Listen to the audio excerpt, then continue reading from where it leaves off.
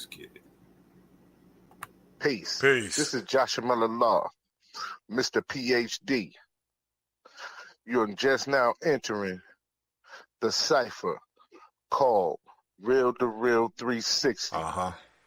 K-Wise. Peace, God. Bring that beat in, kid. Indeed. Peace. Yeah. What's going on, party people? Welcome to the Real2reel360 show. Let's get it in. We do the knowledge and wisdom so you can understand. Real360 shows in full command. We changing the game for how it all was taught.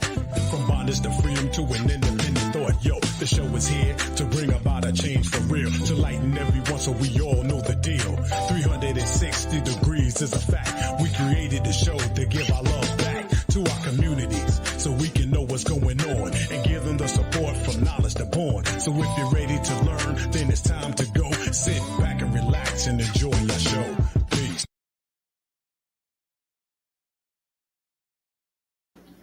Peace and blessings. How is everybody doing today? This is DJ KYs, aka Kato, the Black Superhero. Peace to Allah's 5% nation of gods and earth. To all the human families of the planet Earth, I salute you. We have a beautiful show today, to this afternoon or evening, wherever your time frame is. But without further ado, I got to bring home my right-hand man, my brother in God, none other than my co-host with the most. Ladies and gentlemen, my brother, Joshua Miller Law. Peace, God. Peace, ladies and gentlemen. Today is going to be a very, very exciting show. We have another internationally known, world-renowned R&B singer. I just don't have the superlatives to really introduce this lady with the things that she has accomplished, the things that she's doing, and the things that she's looking forward to doing. So at this moment in time, I just want to bring on Miss Margo Thunder. Hey, how are you? How you doing? Peace. How you doing? I'm great. Going through your bio, it's hard for me to want to sit up there and say this, because there's so much that you have done and so much you have accomplished over the years. And what I would say would not even give you justice. Like, it wouldn't do you any justice. So at this moment in time, I'm like, what can I say about on the cover of magazines, been a part about BT, been on soundtracks, been like, what could I honestly say that would do you any justice? So I said, well, at this moment in time, I'm going to give Miss Thunder an opportunity to introduce herself to our followers. Hey. So like you said, it's been from the 70s to now that I've been every decade and been constantly trying to put out some good old soul music because, I just kind of feel like R&B is a lost art. And, I'm still here standing. I came up with the Betty Wrights and the, Aretha Franklins and, real soul singers.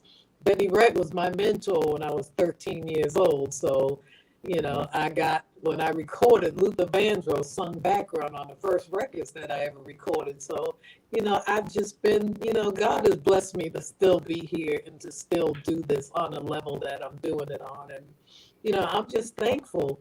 So, it's so much that we could talk about. I don't even know how long your show is.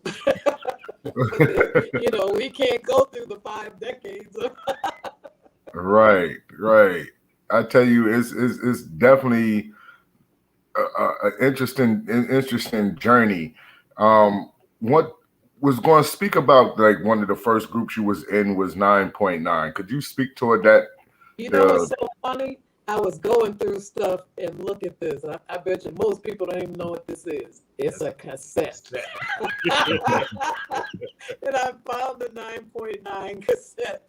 And I was like, this gotta be some kind of omen. Right after I talked to you earlier, because I was out doing my little errands that I had to do because I've just been neglecting stuff because I was in Paris and then I went to Italy. came back for a few days and had some shows in Texas. So, but to get back to the 9.9 group, you know, we formed in high school. The three of us went to a music high school in Boston, and the group members were Wanda Perry and Leslie Jones. And Leslie Jones passed away a few years ago. And, you know, I'm still, everything I do, it's with her in my heart because, you know, that was the three of us. But, you know, before that, how 9.9 got started is because, like I said, in the 70s, I signed to Capitol Records when I was 11 years old.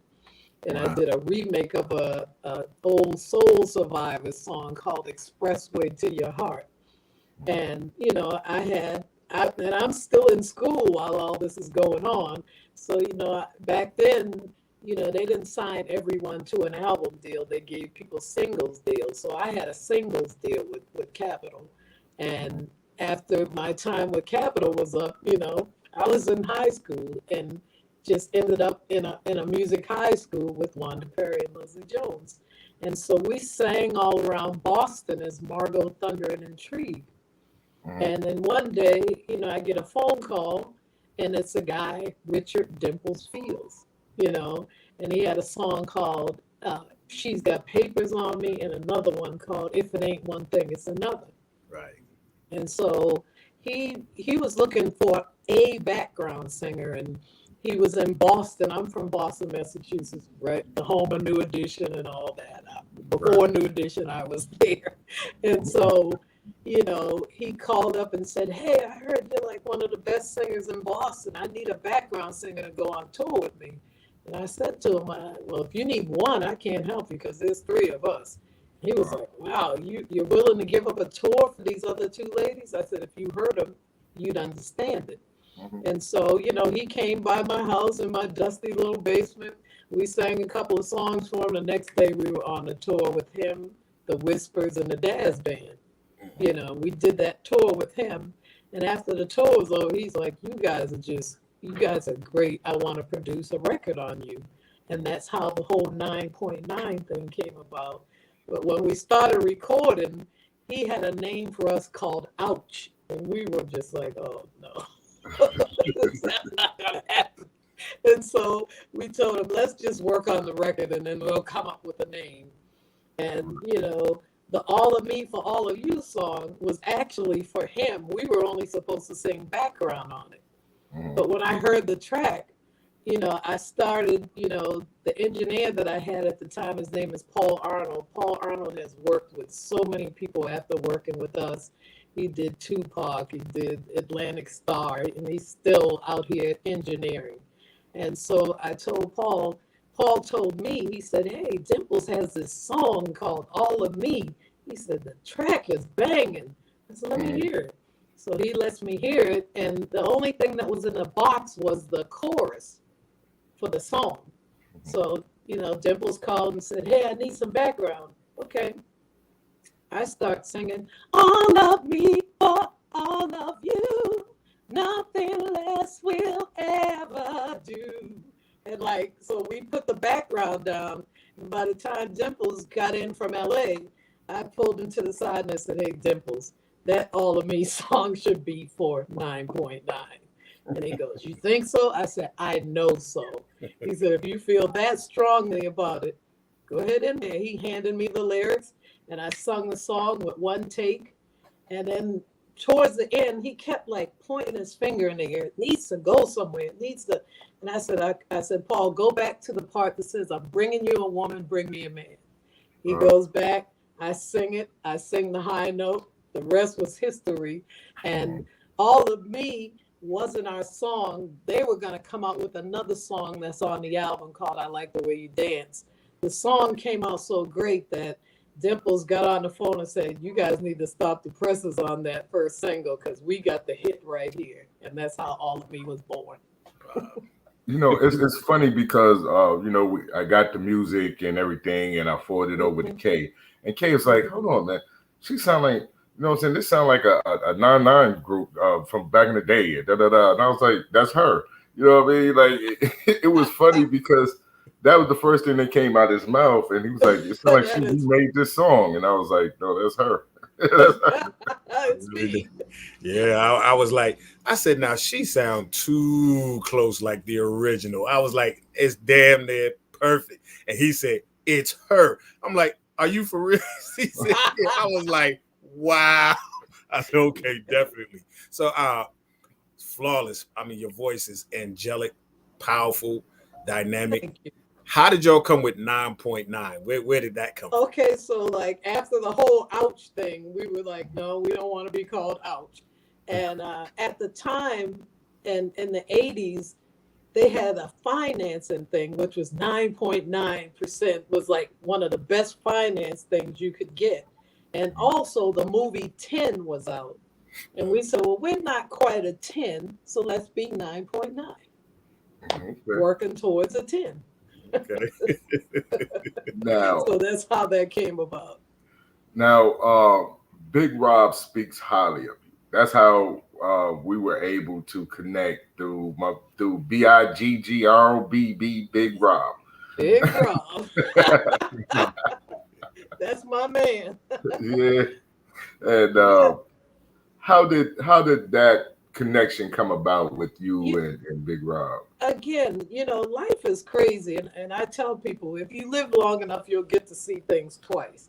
And so what ended up happening is, like, for me, I had done the 9.9, then I went on to another group called Lady Soul, and we did the first sister act. And, the plaques up on the wall, we were like gold and platinum for the song that was on the soundtrack. Mhm. And then I just kind of got disillusioned with music because, like, it just seemed like as hard as I tried, the pushback was just too much for me. And I always told myself, when music starts to not be fun for me and it's a job, then I'm not going to do it. I'm just going to go get a regular job. And so that's what I did. And so Big Rob had, he was following me on my Facebook and my Instagram page because I would still put stuff up every now and then. And he kept talking to me, Margo. So I gave him my number, and we just talked about music. He talked about, his past with Bootsy Collins, and he talked about his time with Roger and Zapp. And, he just kept telling me, he's like, you are like the last woman standing. He said, you are one of the original soul singers, And at the time, Betty Wright was still living, and, we were communicating. And what was so weird is that Betty kept sending me messages on Facebook and Instagram and texting me, telling me, don't give up. God made you, blah, blah, blah, blah, blah. You're like one of the most talented people on the planet. And I was like, what is this all about? And so when Big Rob kept, going at it, and I was just like, you know what, I got a job, I got benefits. I'm not trying to be, I've struggled with this music for so long. And so, one day, like, we talked, and then we didn't talk for about a month and a half. And then one day he called me, he said, Margo, God told me I'm supposed to write your next hit. And I said, you know what? If God said it, I'm coming. Now, the only time I ever talked to him was on the phone and on Facebook. So I didn't know him from a can of paint. And I flew to Ohio. And like the first song that we did is the single that's out now, which is called What Do You Do When Love Don't Love You? And then we did another song called Paper or Plastic. And then again, I don't hear from Big Rob for like 3 more months. And I'm just like, this is, for me, I had a job. So I'm like, okay, here we go again with all this, that, and the other. And one morning I was knocked out asleep, and he called me. He said, it's time to put that record out. I said, what record? And he said, he played me Paper or Plastic.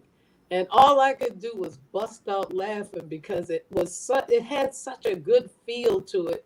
And it brought me back to the 70s. It just sounds so retro to me that I told him, I don't have a budget, but I'm going to do this video. And I went out and I got me a big Betty Wright afro wig and got me some 70s clothes and went in front of a green screen and shot the Paper or Plastic video. And it wasn't like the best video, but it represented to me what the music was saying. And so that's how Big Rob and I came together. And then last year, he took me out on his Southern Soul tour.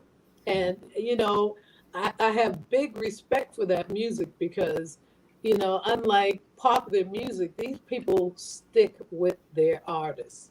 It's like they don't care how old the record is. It could be 20 years old. They want to hear it. Right. They are true fans of the music, and it's really a movement. So I got to, go and do that with him.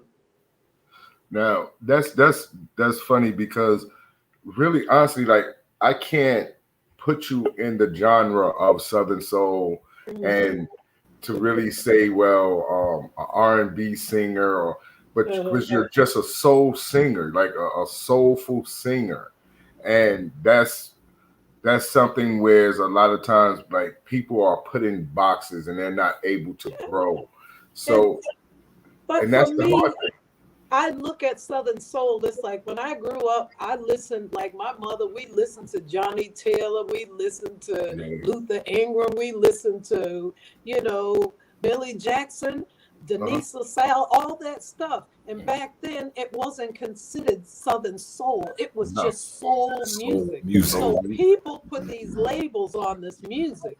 But the reason I'm saying Southern Soul because that's an art form that the major people haven't tapped into and ruined.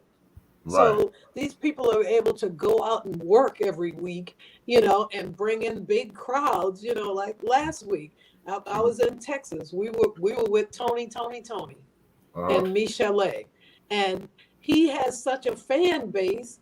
And, with the Paper or Plastic song, I come out and sing it and people just lose their minds. But I tell people when I come on stage, you guys may consider me new to Southern Soul, but I'm not new to soul because I've been singing from my soul from the day I was born. That's right. That's right. So that's what that's all about, and so I get it with the Southern Soul, and with Big Rob, we just call it the Big Soul Movement. That's it. And it's funny because with Southern Soul, that genre of music, they follow the artist until they're in their late stages of life. Like they are able to still work, they still able to perform and things of that nature in their late life, which is something when it comes down to us as a people, we don't follow our artists like that a lot of times. We don't push them a lot of times, and we don't check for their music. Within Southern Soul, they're still doing the Southern Soul festivals. They're still doing the blues festivals.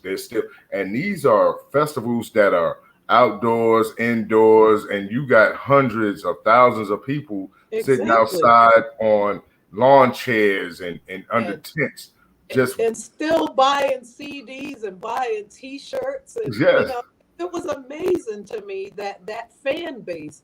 And so, like for me, like I said, I don't consider myself a Southern Soul artist. I can sing it. If I'm a singer, I should be able to sing anything. Right. That's the school I'm from because growing up, my mother, I listened to Ella Fitzgerald, to Billie Holiday. I knew music way before my time, and what my mother said to me, she's like, if you're going to be a singer, don't be a dumb singer. Know what came before you, and so for me, I encourage all these new artists, like come look for me because there may be some things that I have that I can help you. This is authentic soul, not a made up, want to be, it's just what I've done all my life. I had a band when I was 8 years old. Wow. Wow. I was singing in nightclubs, How did you feel at such a young age with that great gift you have to realize that one day it would take you to another plateau? How did I feel at such a young age? It's so funny because when I was young, I didn't even know that I could sing. My mother, I'm from a family of, I'm one of 9 children. My mother raised 9 kids. I'm the middle child. And, my mother was so wise in what she did. She knew each and every one of her children. And so for me, when she played me an Aretha Franklin record, I just lost my mind.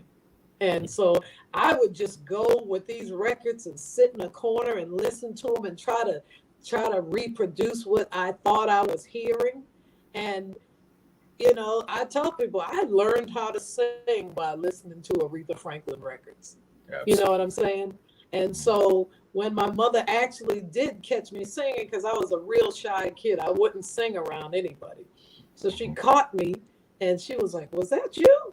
I said, "Yeah." And she was like, "You know what? There's a little talent show. You should go and sing on that talent show." I was like, "I don't want to do that." And so she got to my ego. She said, "Oh, I know why. You're afraid all the little kids are gonna kick your butt." That was it. I said, "Sign me up." And with this talent show is if you won 3 times, you got to go to the Apollo Theater. And so I won 3 times, and I went to the Apollo Theater. And like I said, God is a funny man, because the night I got there, Aretha Franklin was the headliner. Wow. And I went on the talent part of it singing Bridge Over Troubled Waters. Her rendition of it. And so she came out of her dressing room and said, "Who is this kid?" And so I got to meet my hero at a young age. And so for me, it like music is always, like I said, when it's not fun to me anymore, I just don't want to do it. And so it's never been a job to me. And it's always been a thing that I've known that it was a gift that was given to me that I'm supposed to share. It's not my gift to keep. It's my gift to share. And so like I always knew that as a little kid, so I didn't have time to get a big head when the records came out. I just did, and I was led where I was supposed to be. Okay. Well, you would never know that you has been singing as long as you had, because your voice hasn't cracked not one bit. It still sounds as powerful and graceful today as it did back then. So ain't no to say, "Oh, she's been around for so." No, I wouldn't put it that way. I said, "No, this is a brand new." What I tell everybody, because people ask me, "How old are you?" I'm like, "I'm 62," and they're like, "What?" And I'm like, "I'm 62," and I said, "God has preserved me for some reason," and it's still some messages that I'm supposed to get out there, like even to these new artists. I would love to collaborate with some of these people, just to let them know that no, authentic soul is what it is. Like when you listen to Bruno Mars, he's going back and getting confunction. Yes. You see what I'm saying? Yes. So there's, young kids want to hear this as well as old people. It's like I have a part in my show. I did a remake of Lady Marmalade. And on the remake, I put a rap on it. And on the record, I don't know if you remember 106 in Park, but Free, that used to be on the show, she's a real good friend of mine. I had her come in and put the rap on. And this was way before Missy Elliott and them did what they did. I think they may have heard what we did. And so when I do the live show, I do the rap myself. And people are just like floored, like, "What don't you do?" And so, like I said, I feel honored and blessed that, even getting the call from you guys, because Big Rob had sent me a text while I was over in Italy telling me about it. And like I told you, when I came back, I was so time warped that I thought I missed the interview. Well, right now we want to bless the audience with "We Cried." And could you explain how that song came about? Which song is that? I Cry. I cry, we cry. I Cry, You Cry. Yeah, I cry, you cry. I'm sorry. Yeah, so that song was brought to me by a guy named Ken Wilson. And Ken Wilson is like responsible for like Alicia Keys and a lot of artists. He worked with Clive Davis for years. Then he came over to Warner Brothers. And he kept telling me, "Another person, you need to do another record." Because I had gotten to the point that I was just writing songs and thinking that I'm writing songs for other people. And with Ken, I did an album called R&B 101. And a lot of people don't even know I did a remake of Feel the Fire on it. And, Yes, you did. you know, people Bryson said that's the best remake of my song that I've heard. And he uses that arrangement that I came up with in his show. And so after I did that, I did another single and it's called I Cry, You Cry.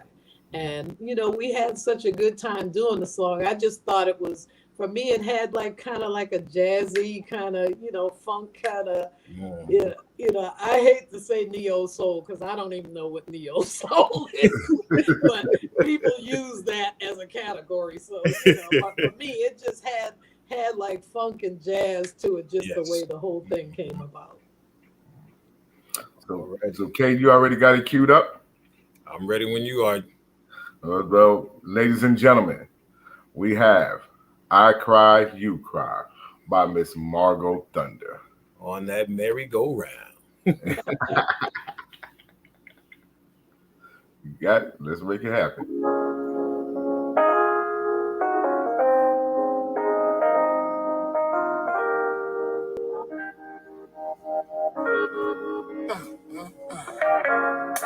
Holiday starts off just like any other normal day. Breakfast with the kids, they go to school, we go our separate ways. It's 7:30, you're still not home. Now it's 11:30 and I'm on the phone. Now it's 3:30 and you just got in. I'm mad questioning where you been. Now here we go again. I cry, you cry, they cry. Then we start to argue some more. You leave, stay, I'll stay. You say, please, baby, open the door and let you back in. Like I did the time before. I gotta get off this merry-go-round. The spin is getting me down, and I just can't take it no. You know what happens next. We be gone off that makeup sex. Now we're laughing and feeling like the best of friends until we start this cycle all over again.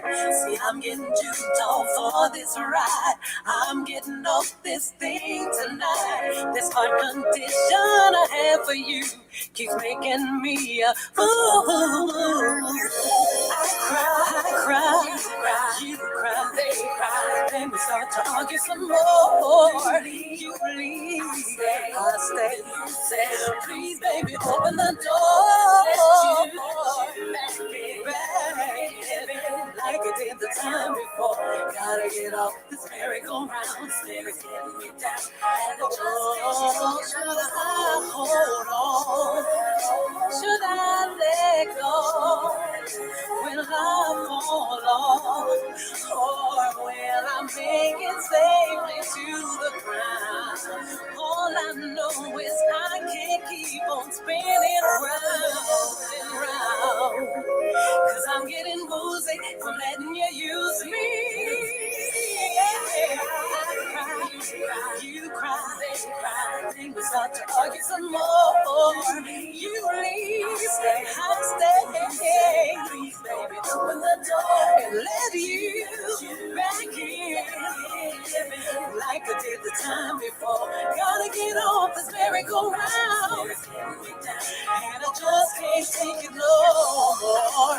I cry, they cry. Then it's time to argue some more. You leave, I stay.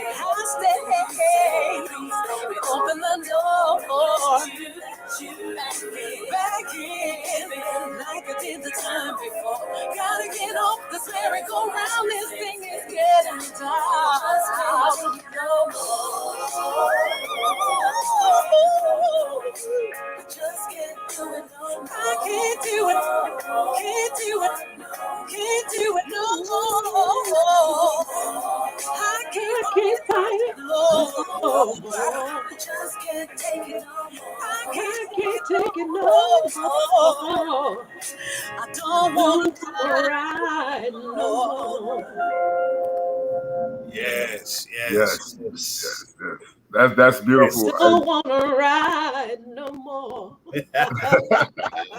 You know, and I agree with Big Rob because you're one of the few that doesn't need studio enhancements when it comes down to singing, and that's a lost art and within itself. where you can Right. actually what they say you sang. You don't sing, you sang. So Yeah. when you can be able to go in and your record sound set the same as when you sing it live, that's a compliment and accomplishment, especially in these days and times when individuals need all type of Woo! synthesizers I, and I used to enhancers. give vocal lessons for a minute. I started giving vocal lessons, and my students would be like, "Well, you can auto tune that." I said, "You can go get another vocal coach because I'm not putting my name on nothing that you didn't sing." And Right. so for me, I made people, work in the studio. I had a young girl named JoJo, a little white girl from Foxborough. And JoJo's a bad little girl. She ain't no little girl anymore. But Mm-hmm. she was a singing somebody. If you get a chance, you got to check her out. Okay. And but yeah, I believe in, if you want something, work for it. You know. Now, how has the experience been on this go around with your music, and then you're doing a lot of going overseas, and how is that? How's It's so that been? funny because I went overseas I just needed a break, and a friend of mine, was like, let's just go to Europe. And when I Uh-huh. got there, I was getting all these UK interviews. They were like, because they didn't even know that I had new music past Expressway and Uh, in the 9.9 group. And I said, no, every decade I have constantly put out music. And right. so to go there, and for them, they still play my record Expressway like it's a new record. It's on their playlist like all the time. Mm-hmm. And the cover of the magazine that you guys showed, it's an independent, magazine. And the woman that did the magazine, she's also a singer, but her husband's a DJ over in London, and that's how that magazine came about, because he got the interview with me, and he was just like, "Oh, I got to turn you on to my wife because they're not gonna believe that you're still doing what you do." So. Mm-hmm. Now, how has it been? Like you said, you've been putting music out in the last 4 or 5 decades. So how has Mhm. music actually changed for you during these periods and times? And how has the music? What's your outlook on the music? Has it grown? Has it, stagnated a lot of times? The thing about music now, and I remember talking to somebody about this probably about 10 years ago. I did an interview with, excuse me, Stevie Wonder's station. Mhm. And I remember telling them that the internet could be a blessing or a curse, Mhm. you know. And the blessing is that, we can put out music and it's out there. The Mhm. curse is that nobody's buying music anymore because the internet is there. So, they can hear the song and go on YouTube, and, so people aren't buying, you know, music like that. So the only way artists can make money is to get out on the road and perform live. So that's the hard thing about what's going on with the music industry, is that, and for me now, being an independent artist, I don't have the big machine behind me to promote, like back in the days when we did American Bandstand, we did Soul Train, we did Solid Gold. Like every television show that was out to be done, we did it. And now they don't even have that platform anymore. Excuse me, Mr. See, this is the reason why I said there's nothing I could say for superlatives to speak Hmm. about you, because you did Solid Gold, you did American Bandstand, you did all these different things. Like, who could honestly say in this day and time and still doing music say they did Solid Gold, Right, say they did American Bandstand? Like, right, seriously, right, like, who could say that and they're still relevant today? right. It's a difference when people say, well, back in the day, I was on American Bandstand and blah, blah, blah, blah, blah. And they're sitting in their living room and they're not touring, they're not going any places, they're not doing interviews. You're the total opposite. You're still putting out music, you're still going on shows and doing interviews like you are now. And Hmm. we just salute your career. For the Uh, most part, we salute your career and we thank you for the music that you you know, have put out. I appreciate this because these are the kind of platforms now that took over, like all those television shows. Like I said, we had that kind of stuff that we could go promote our music. So for me, like any interview that I can do, it's an honor for me to do it. And, just so people can see that I'm still here, young or old, that, it's just a dream of mine. And I've just never let go of the dream. I may have taken some hiatuses from it thinking that I wasn't going to sing anymore, but that's Right. not what God's plan is for me. So, until he tells me it's time for me to give it up, I'm going to keep doing what it is that I do. And I And appreciate you guys. I think I put up something on Facebook, thanking like all the internet DJs and, some of the radio stations that are playing it. It's, the new song, Music Choice is playing it. And so, little by little, I just keep trying to inch towards where it is that I'm supposed to be. that's like I said, for us, this has been more than a pleasure because, like I said, my DJ, my brother K, was like, "Man, I know that 9.9 record." Like he was ready to argue me down about that record. Like seriously, Oh, he you should was have let getting him do it heated. so we could have killed it today. You know what I'm saying? He was getting heated. He was like, "She remade that record." No, she remade. I said, "K, that's her, K. That's her, K." When you get a chance to speak with her, she's going to tell you that's her, K. It's me. There was a concert Stephanie Mills was doing, Hmm. and the music, there's something happened with the music, and she went straight in. She didn't lose a note. She went a cappella. And when she did it a cappella, she stopped and said, "If this is how you know you are a real, true singer, you Exactly. can't come from here because it ain't the music. It's here in the heart." Man, the audience, we all went wild because I'm a very fanatical fan of Stephanie Mills. And you just mentioned Feel the Fire with Peebo Bryson. You said, I thought before Peebo Bryson, it was Stephanie Mills and then along with Teddy Pendergrass when they sung Right. the duet together. I didn't realize. So Peebo Bryson actually sung the song first? Peebo Bryson wrote the song. Wow. The Okay. song. Okay. And after Okay. they heard it, because Stephanie did it with Teddy and then she did it by herself. Right. Right. And so, like for me back in Boston, when I heard the song, I came up with that arrangement that I have now years ago, and we actually recorded it on the 9.9 album, but they never released it. And so when I did the R&B 101 album, I still sing Feel the Fire everywhere I go. And it's like awesome. Ken's like, Margo, you got to put that song on the album. That Yes. song, people, and so for me, it took me here because for people who wrote the song Mhm. and sang the crap out of the song, Yes, when he you did. get a chance to hear him sing it, It's a for him timeless. to say to me that that's the best arrangement of my song that I've heard, Wow. it just took me to another level, and it made me know that I'm still going in the right direction with this, So yeah. Now, could you speak to, like you just say that you grew up in Boston? People don't know that Boston was a musical regime back then, where individuals had talent shows and was trying to break into the business. There was a lot of R&B groups, soul groups during that period of time.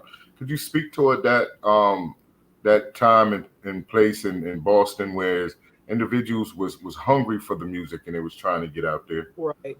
And so, like, for me, like I said, I'm the first and youngest Black artist to be signed to a major label from Boston. I was 11, and then Maurice Starr came from Florida. And he started doing talent shows in Boston, and that's where New Edition came from. But there were like a lot of groups like Tavares. They're from outside of Boston, New Bedford, but they were my big brothers growing up. And so the music industry in Boston was really, really a hot thing. Donna Summers is from Boston. And so we had a lot of music, but we people didn't recognize Boston for its R&B. They recognized Boston for the rock groups, the big rock groups that came out of like, Walk This Way. Those guys got, and another group called the Cars, and so Yes. they really didn't recognize Boston for R&B, you know. And so for me, when I came out, and like I said, the single that I did called Expressway to Your Heart was written by Gamble and Huff. And Gamble and Huff was Philadelphia international everything. And Yes. when they heard my version of their song, and I still to this day have never met those guys, and we've been trying to meet each other like back and forth for all these years.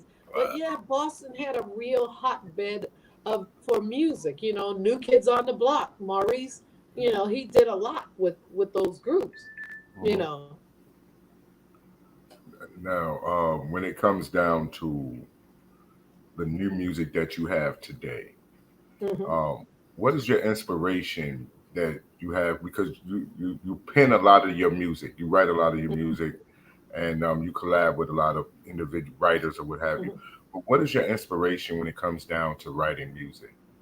Well, for me, like I said, I feel like R&B is a lost art, and we're trying to find our way back, because R&B was really about telling stories. And so for me growing up, like I said, I sang in nightclubs when I was 8 years old, and I wrote this song on the R&B 101 album. It's called Did You Wrong? And like when we released that song, everybody thought that I was talking about me cheating, taking somebody's man.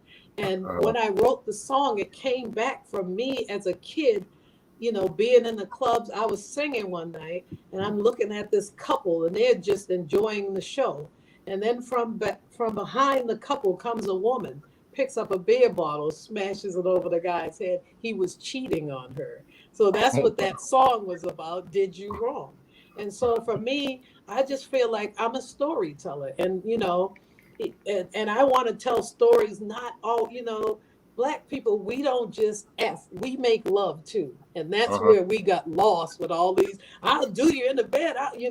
We make love, and that's something that people don't think about with Black people, because the music has become so, sexual orientated that people don't look at that. So for me, on that album, I wrote a song for my mother. It's called One of Nine, and the song just talks about, I don't understand how this woman raised 9 kids by herself, and six of them being boys, and none of my brothers have ever been in trouble.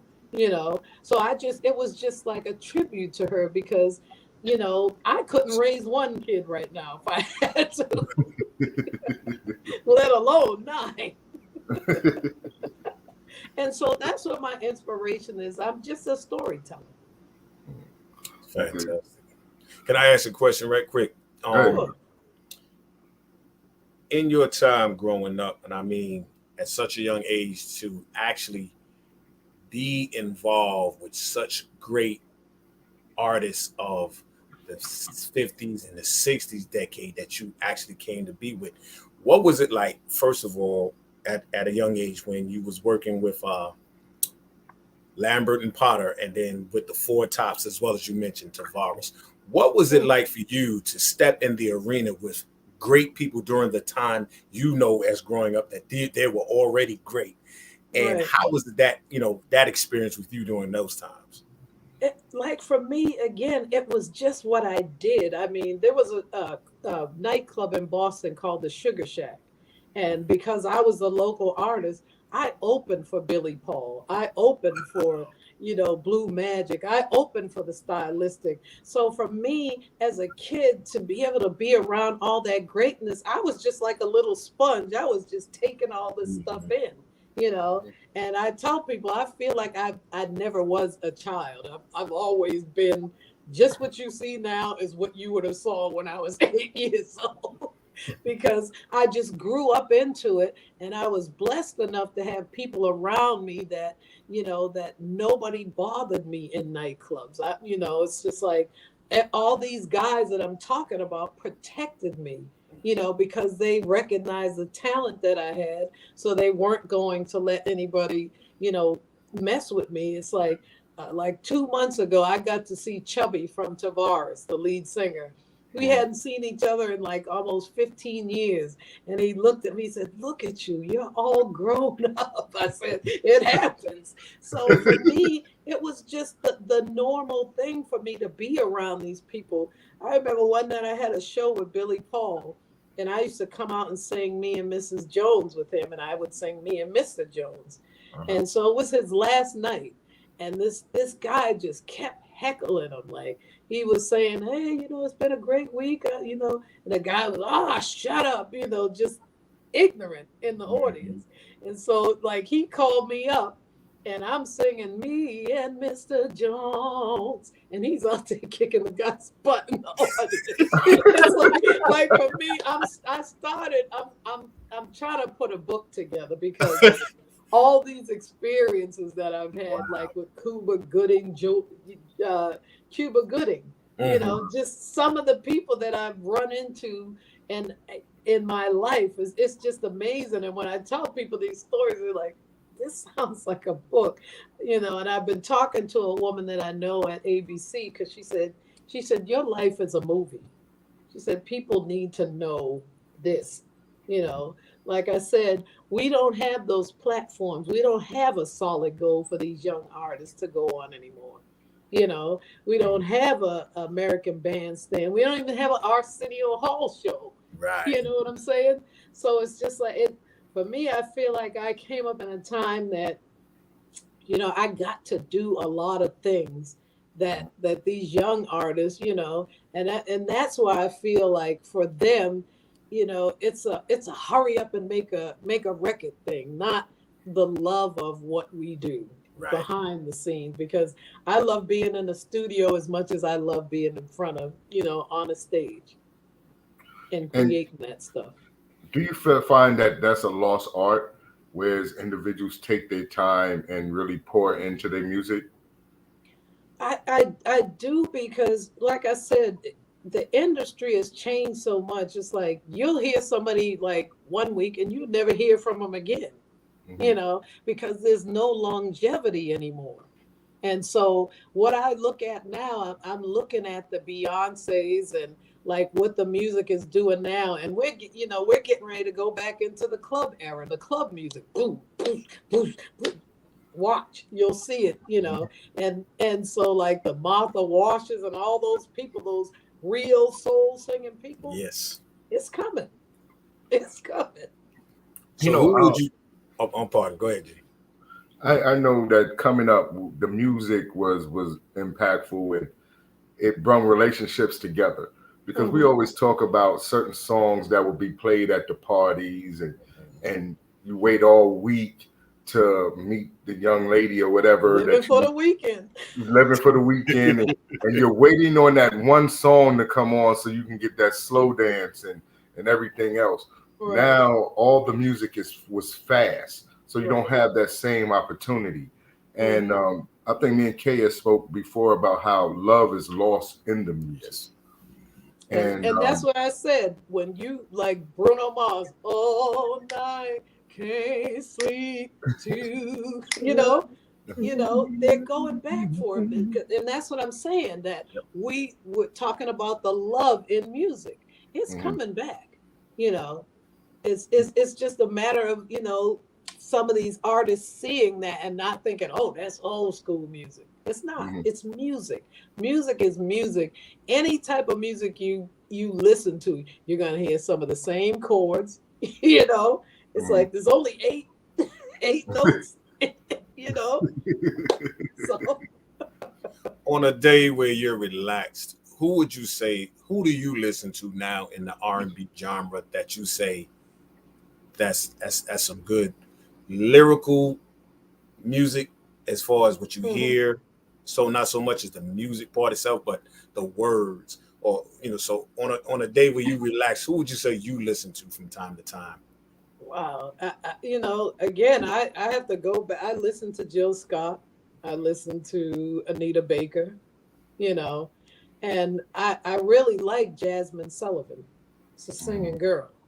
Yes. You know what I'm saying? Yes, she is. And and that's what I'm saying. There's this. I love India Irie because she's a songwriter. Oh, yes. You know, and so for me, that's the kind of stuff I listen to. And I listen to like Luther Vandross. It's like listening to Luther Vandross is like taking a vocal lesson. And a lot of people, because I hear music in his voice, just like I heard in Aretha Franklin's voice, like just rhythmic stuff that I hear in those kind of voices, And I like Beyonce for what she does, and I'm waiting for Beyonce to break out and do a soul record. You know what I'm saying? I really am. Yeah, someone once said that Jasmine Sullivan could play Phyllis Hyman. She has the look, and she has the sound. I think she could pull it off if they was ever to do the biopic pick of Phyllis Hyman. It's so funny because like about 5 years ago, somebody asked me to play Phyllis Hyman because I'm 5'11". Wow, I'm almost 6 feet tall. All right. And all I gotta do is put the crown on and Absolutely. There's a spark of magic in your eyes. Candyland. Hey. Go ahead. I'm right here. Yeah, but I have respect, like I said, for all artists, and I think there's room out here for everybody. And I think as soon as we as artists start to realize that, and we start collaborating with each other, I think music is just going to get better.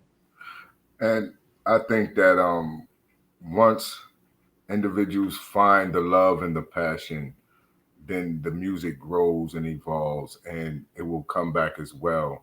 I think at this moment in time, where the younger generation don't understand what love is, so it's over sexualized. But it's like I tell people this: you can't do something that you don't know, right? And so the type, like if I were to make a love song 10 years ago, they wouldn't have bought it from me. You know what I'm saying?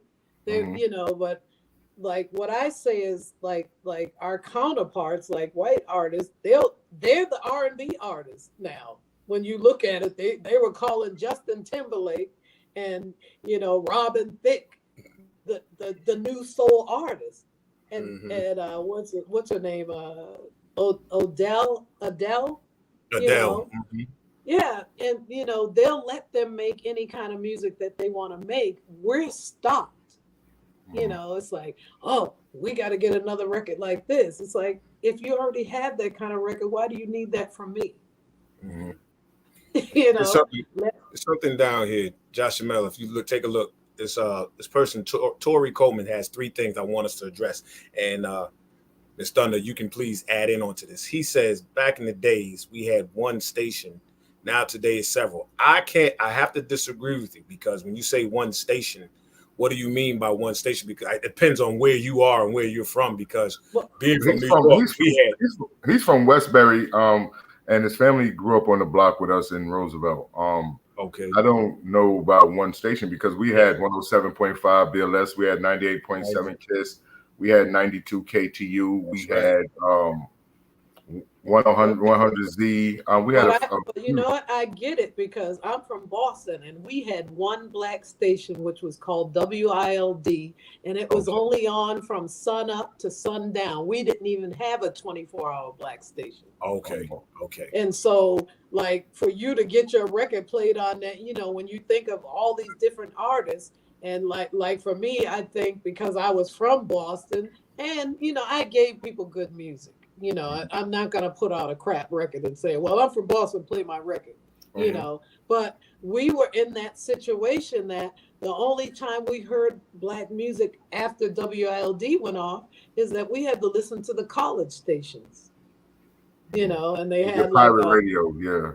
Right. So I get what he's saying, that, we, I don't know about you guys where you are, but I know in Boston, we had multiple. The sun went down. We weren't hearing no more black music. There was nothing. there was nothing we could turn on where we couldn't find a good R&B to disco, and I mean, New York was the melting pot, was the capital. Right. You know, You got to think about we had the Frankie Crockers Yeah, exactly. and Ron things of that Harper. nature, Ron Yeah. Harper's and Yeah. that were I that knew all those guys, you Yeah. know.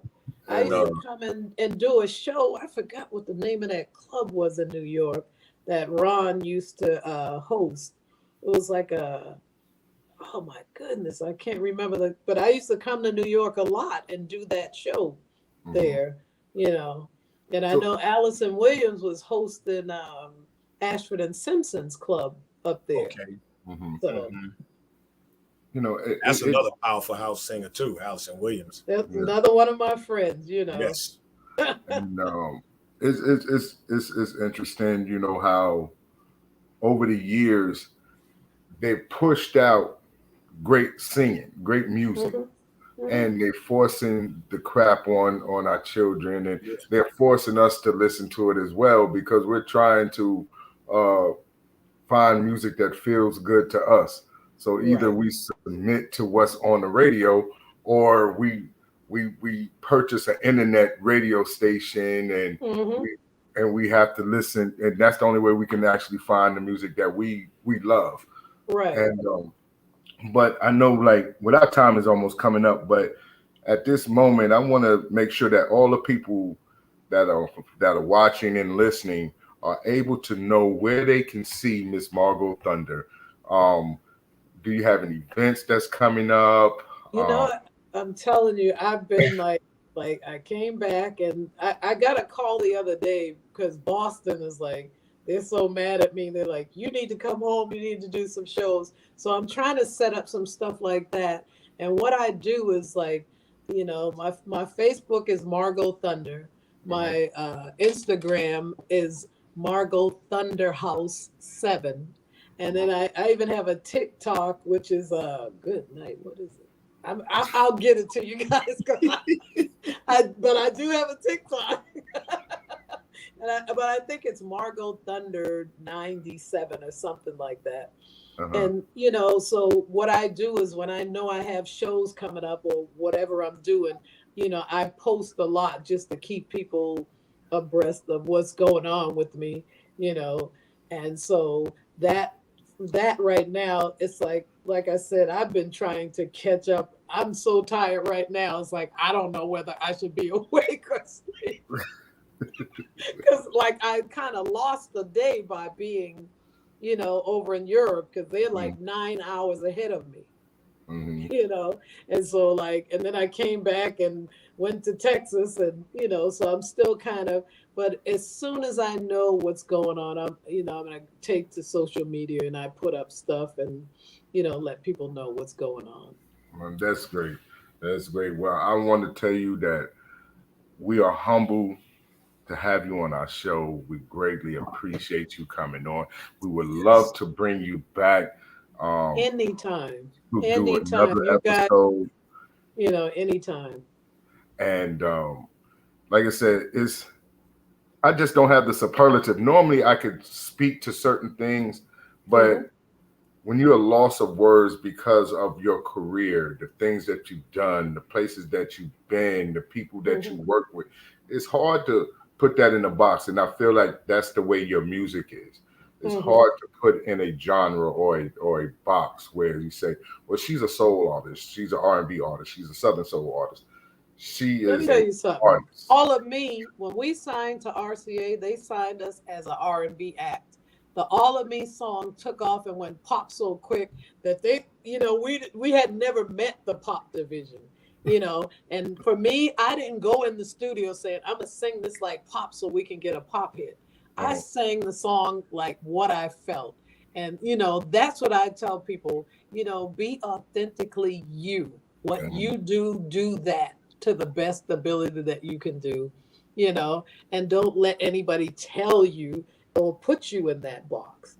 That's the one thing we have as independent artists. We can kind of call our own shots when it comes to that.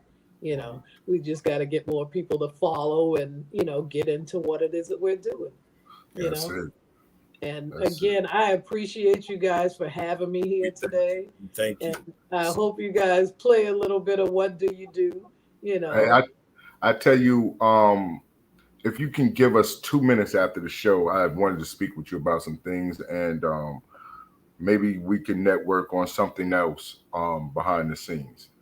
Because, like I said, we have a lot of individuals that I think that would benefit from working with you. sounds like a plan. So Sounds like my a plan. brother, my big bruh, Yes, sir. man, you know, like I said, the next season of Real 360 is going to be an hour and a half. Well, We're hour not and a going half, to, so, you know what I mean? yeah. Because originally it was 2 hours and people saying it was too long.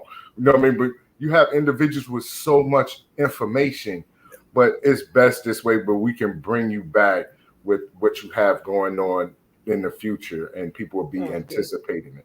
So we greatly appreciate that. Hey, Kay, Thank you guys. Yes. Peace to Wise Magnetic. Peace, God. Ladies and gentlemen, you have just witnessed greatness. our story. I ain't gonna say history, but you are looking at our story. True and living legend. And I will say true and living legend to this date. The one and only Miss Thunder right here. So Thank you. usually I would end it with our ending song, but because it is so right. Tori Coleman, thank you again. Keep up the good work. We sure will. As long as y'all keep liking and subscribing and telling everybody about our show, we will continue to do our best to bring you the real to real. No phony, no nothing. We bringing you the truth as you see it. You know, there's no script. Everything is live and exact. You know, so thank you, Miss Thunder, for joining us. Thank you guys. Appreciate I that. feel like I made some new friends today. Absolutely. Again, as my brother and my co-host said, this ain't a home away from home. You are home. You have a home right here. So next time you come, just kick your shoes off, jump on the couch, grab a soda or water, whatever your pleasure, and we just gonna party like it's 1999. And the God Wise Magnetic says, "Peace, Queen, to unto you." And they keep coming, y'all. We trying to get off here. Y'all keep putting these comments, and we love it. We got to go. We love y'all so much. Oh, by the way, hold on. I knew there was something I forgot. Oh, he's digging in the crate for something. I don't know what that is. I'm afraid. Don't be afraid. I told you it was coming. I ordered them. Oh, the Real 360 merch. Oh, okay. Absolutely. So I want to make sure that I let our fans know and family and friends see what we're doing. And we hope that they could be a part of our show. This is our logo right here. I'm not mad at you. I love it. And I gotta get one. You know, I did get this is a special. I got a special for my brother, so I gotta make sure I let him see what we doing here. I gotta mail it to you, so next time when you have yours, see, I was gonna wear mine, but I said no, it wouldn't be right. So I'm gonna mail you yours, and when you get it, the next time we have our show, we're gonna have it all. All right. All right, good. I love it. Yeah. So see, here that's right. We're getting our merch in. We're getting our merch in, and we'll be able to definitely order one. There you go. Yeah. How can they order Wise, one? hit us up at Real2reel360 at gmail.com. REAL, the number 2, REEL 360 at gmail.com, and holla at me, and I'll make sure we'll get you one. All right. We appreciate the love and support. But we got to go, people. We love y'all, but we got some who wants to order one too. Wise man. That's it. Yes. Just holler at me, and I'll make sure I get y'all the information. Listen, the number, if you want to make an order real quick, call me at 336-807-9299. That's 336-807-9299. please make sure you leave a message if I do not answer. Because if you don't leave a message, I can't call you back.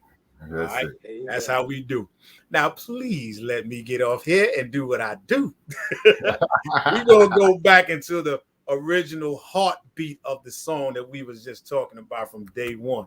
So we love y'all, and it's all of us for you.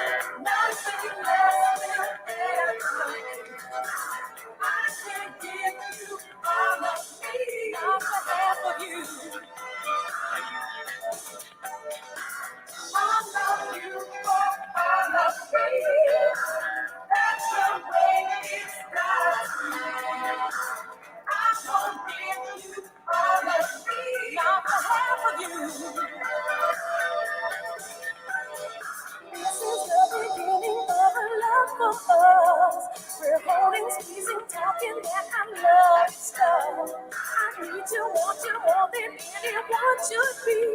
I want to be around anything. Bring to me the same thing I bring in all other way. One more thing, it's all of me.